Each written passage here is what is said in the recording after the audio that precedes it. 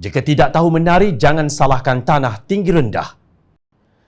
Kadar pengangguran Malaysia untuk Januari 2021 meningkat kepada 4.9% daripada 4.8% pada bulan Disember 2020. Demikian menurut Jabatan Perangkaan. Ekonomi Malaysia mengalami detik yang sangat mencabar. Rakyat terus hilang pekerjaan atau perniagaan telah ditutup atau menghadapi risiko penutupan dalam masa terdekat.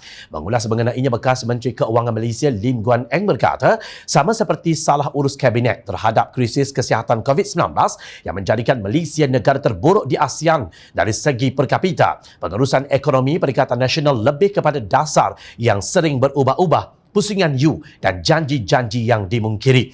Bila mengambil contoh unjuran kadar pengangguran 2020, kadar pertumbuhan KDNK dan defisit belanjawan diunjurkan menjadi 4.2%, iaitu negatif 4.5% hingga negatif 5.5% dan 6%. Sebaliknya, kata Guan Eng, angka defisit sebenarnya adalah lebih besar, iaitu masing-masing 4.5%, negatif 5.6% dan 6.2%. Menurut Guan Eng, pengangguran, unjuran pertumbuhan KDNK dan defisit belanjawan yang tersasar berserta dengan janji-janji yang dimungkiri dan kehilangan kepercayaan rakyat akan menjejaskan keyakinan pelabur bahawa ekonomi Malaysia berada di landasan yang betul. Beliau melihat Fitch Ratings tidak salah dalam menurunkan penarafan kredit antarabangsa Malaysia tahun lalu ke tahap yang sama dengan Filipina dan Indonesia. Pada Disember 2020, penurunan penarafan keuangan untuk Malaysia oleh Fitch Rating dari A- kepada BBB+ secara tidak langsung akan menyebabkan lonjakan terhadap hutang negara. Kata Setiausaha Agung DAP itu, pihaknya telah mengetepikan perbezaan politik kepatian untuk menyokong sepenuhnya program vaksinasi dan imunisasi demi kepentingan negara dan masa depan ekonomi rakyat. Bagaimanapun katanya, bergantung kepada program imunisasi sahaja tidak mencukupi jika Malaysia mahu mencatat pertumbuhan ekonomi lebih tinggi daripada 7.5% tahun ini. Bila merujuk kepada pelancaran rangkaian pakej rangsangan ekonomi prihatin yang berjumlah 305 bilion ringgit oleh kerajaan pada tahun lalu yang tidak berhasil. Pakej rangsangan ekonomi Permai berjumlah 15 bilion ringgit yang dilancarkan setelah pembentangan belanjawan 2021 yang berjumlah 322.5 bilion ringgit. Kata Guan Eng, gagal menghalang Malaysia daripada mencatat angka ekonomi terburuk abad ini.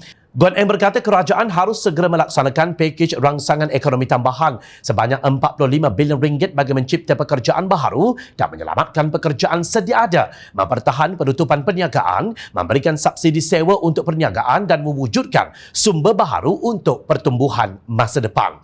Beliau juga menuntut kerajaan menunaikan janjinya mendapatkan 150,000 tablet dan komputer riba untuk pelajar, tidak menyiasat cukai terdahulu bagi mereka yang secara sukarela menyertai program pengampunan cukai dan meningkatkan bantuan bulanan kebajikan kepada RM1,000 termasuk kepada penganggur. Kerajaan tidak boleh terus menafikan kebenaran keadaan parah kemelisitan ekonomi yang melanda rakyat dan perniagaan biasa Malaysia, tegasnya.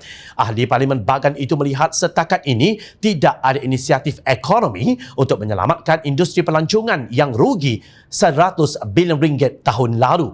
Apakah proklamasi darurat dan penggantungan Parlimen yang diusulkan oleh Perdana Menteri adalah satu alasan licik bagi menutup kegagalan dan salah urus mereka? Soal Guan Eng. Presiden PAS, Datuk Seri Abdul Hadi Awang mempunyai jawapan mudah untuk persoalan senario ekonomi yang kelam ini. Apa yang berlaku adalah perubahan secara bersih. Cuma sukar untuk membersihkan peninggalan yang dilakukan oleh Pakatan Harapan dalam beberapa tahun apabila mereka membuat pelbagai kecamuk sewaktu era pemerintahan yang pendek. Bak kata orang tua-tua, hendak membaiki itu lebih susah daripada hendak merosakkan, ujarnya dalam catatan minda Presiden di Facebooknya. Perlu diingat, Hyundai lari ke Indonesia. Kilang tayar Silverstone dan Sony juga akan ditutup pada tahun ini. Semua berlaku dalam pemerintahan Perikatan Nasional. Salah kerajaan Pakatan Harapan ke? Hadi merupakan duta khas Perdana Menteri bertaraf Menteri ke Timur Tengah setelah Perikatan Nasional melakukan kudeta terhadap Pakatan Harapan yang kononnya dilakukan secara demokratik dan mengikut proses perlembagaan persekutuan. Agaknya sudah berapa banyak Hadi membawa masuk pelaburan dari Timur Tengah sehingga sanggup mengata kerosakan sekarang berpunca daripada PH.